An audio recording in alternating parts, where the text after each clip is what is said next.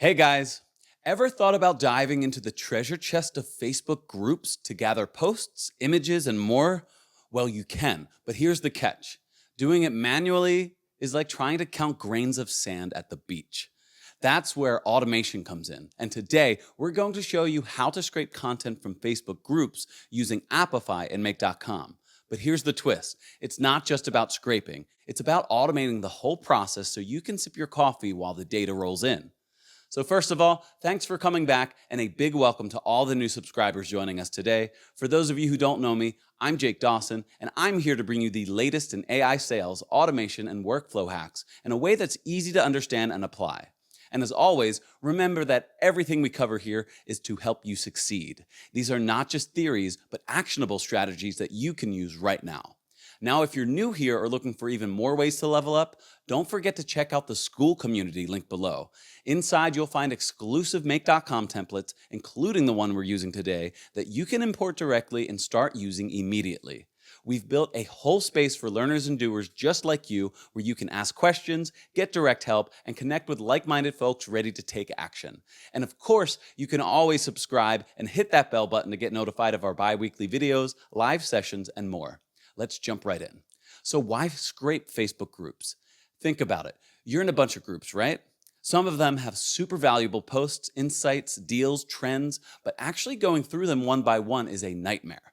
Now imagine having all of that data neatly organized in a Google Sheet. Boom. That's what we're setting up today, and trust me, it's easier than it sounds. You don't need to be a tech wizard, and I'll walk you through it step by step. First, let's talk about the tools we're using. Apify is a web scraping platform. Basically, it pulls data from websites so you don't have to do it manually. Then we've got Make.com, which is an automation tool. Think of it like a digital assistant that moves data around for you without breaking a sweat. And finally, Google Sheets, because what's the point of collecting all this data if you don't have somewhere to put it? All right, first step, setting up our Google Sheet. Open Google Drive, right-click Create a new folder, and call it Facebook Scraping. This keeps everything organized. Now inside the folder, right-click again and create a new Google Sheet. Name it Facebook Group Posts. Inside that sheet, let's set up 3 columns. The first one is Group Link. That's where we'll paste the URL of the Facebook group we want to scrape. The second one is Number of Posts. This tells Apify how many posts to grab. And the third one is Type. So we can specify if we're scraping regular posts or listing posts, like people selling stuff. Now let's add a second sheet inside that same file. Click the little plus sign at the bottom left and name it Data. This is where all the juicy details from the scraped posts will go. Set up columns for the group URL, post URL, member profile URL, member name, post title, post text, price, location, likes, comments, shares, and image URLs. It might sound like a lot, but once we automate this, it'll fill itself up. Now let's get into Apify. First, head over to apify.com and sign up if you don't already have an account.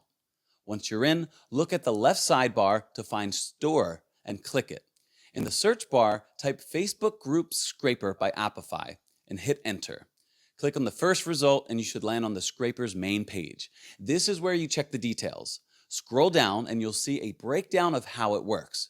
It has a free 7-day trial, and after that, it's $45 per month. But Apify gives you $5 of free credit, which is enough to run a few tests to see if you like this before spending anything. Now let's configure the scraper. On the scraper's page, the most important thing here is the Start URL section. This is where you paste the links to the Facebook groups you want to scrape. And if you've got multiple groups, add them one per line. So you might think though, how do I find these URLs? You'll want to go into Facebook and search for the kind of groups you're looking for. Maybe it's a real estate group, buy and sell marketplace, or a group where people are dropping industry insights. Once you find one that looks good, open it up and copy the URL from the address bar. That's the link that we're going to feed to Apify. Now back in Apify, paste that link into the scraper's Start URL section. Now let's configure the settings. The first thing you need to do is decide how many posts you want to scrape. To keep things simple, set it to 20.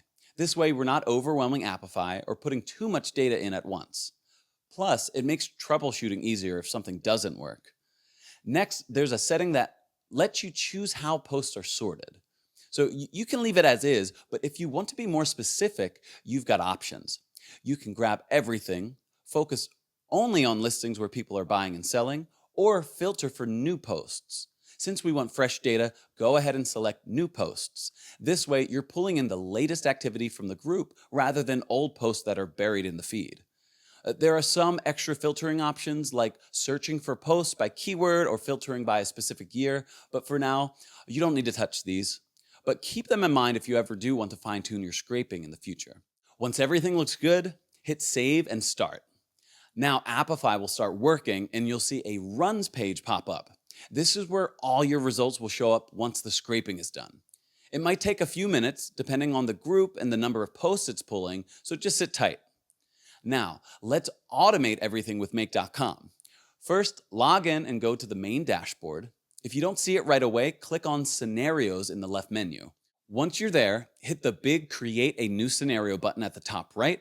Give it a name. Let's call it Facebook Group Posts Scraper to keep things organized. Now, we need to set up a trigger. A trigger is what kicks off this whole automation. Click the plus button in the middle of the screen and search for Google Sheets. Choose the action called Search Rows. If this is your first time connecting Google to Make.com, you'll need to log in and grant permission. Just follow the prompts and you'll be good to go. Once that's connected, look for the Spreadsheet ID field. Click it and select the Google Sheet we set up earlier, the one named Facebook Group Posts. For the sheet name, choose Sheet 1. Then click Save. All right, now that we've got our Facebook group scraping running in Apify, it's time to connect it with Make.com so we can fully automate the whole process. Instead of manually downloading and pasting this data, this setup will make sure everything flows seamlessly from Apify into Google Sheets. First, let's add a new module in Make.com. Click on the plus sign in your scenario, and in the search bar, type Apify. Select the action that says Run an Actor. This one is the one that tells Apify to start scraping when we need to. Now we need to connect Make.com with Apify. If this is your first time, click the Add button and it'll ask for an API token. This is just a fancy way of saying, hey Apify, let Make.com in. To get the API token, open a new tab, go to Apify, and in the top right corner, click on your profile icon. Select Integrations and API. This is where all the API keys live. Scroll down until you see the API key section. Click the copy button next to your API key, go back to Make.com, and paste it into the API token field. Hit save, and now Make.com and Apify are officially talking to each other. Next, we have to pick which Apify actor we want to run. In the drop-down list, look for Facebook Group Scraper by Apify and select it. This is the specific automation we're using to scrape Facebook posts. Before we run it, there's an important setting. Run synchronously. Set this to yes. What this does is it makes sure Apify fully finishes scraping before Make.com moves on to the next step. If we don't do this, we might make things out of order and run into issues that we don't want. Now, go back to Apify, find the scraper page, and look for the button that says JSON. Click it and it'll open up some code. Select all of it, right-click, copy, and go back into Make.com. In the Input JSON field, right-click again and hit Paste and Match Style. This just makes sure there's no weird formatting. All right, we need to tweak this JSON code so that it pulls the correct information dynamically. First, find the part where it says Result Limit and replace whatever number is there with a dynamic field from the Google Sheets, the Number of Posts column.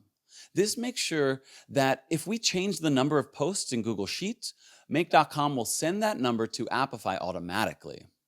Next, update the URL. In the JSON code, you'll see a placeholder URL. Delete it and instead insert the group link column from the Google Sheets. This way, every time the scenario runs, it scrapes whichever Facebook group URL is in your sheet. Now, there's a field for sorting, sometimes called View in the JSON. This decides whether Apify pulls all posts, just listings, or only new ones. We're making this dynamic too. Instead of the fixed option, replace it with the type column from our Google Sheets. That way, if you change the type in your sheet, Apify will follow along with these settings. All right, now let's go back to Google Sheets for a quick setup check. You should have the first column with Facebook group links, the second column with the number of posts you want to scrape, the third column specifying the type of post you want, new posts or listings. Now head back to Apify's actor page and scroll down to check the exact name of the view options in JSON. This actor uses different labels for each type, so it's good to double check. Copy that exact name and use it in the JSON field in make.com. Once everything looks good, hit save in make.com. Next, we need to pull the actual results from Apify. In make.com, click the plus sign to add a new module and search for Apify. This time we're choosing Get Dataset Items because we need to fetch the scraped data from our last run. Now it's asking for a dataset ID. Click inside the field and you should see an option to select the dataset from the previous Apify module. Now, let's set the limit. If you're just testing, set it to 20 so it doesn't overwhelm you with too much data at once. If you want to grab more, you can increase this later. Click Save and that's done. Now it's time to actually run the scraping. Click the Run Once button in make.com. This will trigger Apify to scrape the Facebook group and send the data back. Give it a few minutes and then check the results. If everything worked, you should see a bunch of new data flowing into your scenario. Now, let's process those results. When the data comes in, it's not always neatly organized. Some posts have images, some don't, some have long descriptions, some are just a couple of words. To keep things clean, we're going to split these into two categories: image posts and text posts. To do that, we're going to add a router. Click the plus sign again in make.com, search for router and add it. This lets us create different paths for different types of posts. One path for images, one path for text posts. So let's start with the image post. Click the plus sign on the image post route and search for iterator. Select it, and for the input field, choose the attachment array from the Apify results. This will loop through all the images in a post and extract them individually. If a post has 3 images, it'll separate them out so it can be processed properly. Hit save so we don't lose anything. So the goal here is to take all of the images pulled from Apify and process them separately, making them easy to work with later. Next, let's wrap it up with an array aggregator. Click the plus sign again and search for array aggregator and add it. This step combines all the processed data so it can be exported wherever we need it to, like straight into Google Sheets. Once that's done, click Save and then hit Run Once. This is so we can test the full setup. If everything is working, your scraped data should be categorized and ready to send to Google Sheets automatically. Now, let's add that next Google Sheets to the workflow. Click the plus sign to add a new module, search for Google Sheets, and choose the action Add a Row. This is the module that will take our scraped data and drop it into the spreadsheet we created earlier. In the configuration, first select the correct spreadsheet. Click the drop-down under Spreadsheet ID and choose the Facebook group posts file from the Facebook scraping folder in Google Drive. Next, for the sheet name field, select Data. This is the sheet where all the information will go. Now, let's set up the columns. The first column will hold the Facebook group URL. This helps track where each post came from. The second column will store the actual post URL. The third column will contain the member's profile URL so you can see who posted it. Then we've got additional columns for member's name, post title, and post text. If a post includes a price, we'll store that in a separate column along with location details. And of course, we want to track engagement, so we'll have columns for the number of likes, comments, and shares. Now, for our images and video columns, handling image URLs can get tricky because some posts have multiple images. That's where the array aggregator comes in. Click on the array aggregator results and select the thumbnail field. Now, inside the brackets, type the number 1. This tells make.com to grab the first image in the array. If you want to capture multiple images from a post, you'll need to create extra columns in the Google Sheet. Copy and paste that variable, but change the number inside the brackets each time. So the second column would have number 2, the third would have number 3, and so on. This way, you can capture up to 6 images per post and keep them neatly organized in separate columns. Now, let's make sure only image posts go through this route. We don't want text-only posts cluttering up the image section. To do that, We'll add a filter between the router and the iterator module. Click on the small setting icon between those two modules, and a filter option will pop up. Name it Image Posts, so it's clear what it's doing. For the condition, select Attachments Array as the field to check and use the length function. This makes sure that only posts that actually contains images will go through this route. If a post doesn't have any images, it won't pass through here. It'll go down the text-only path instead.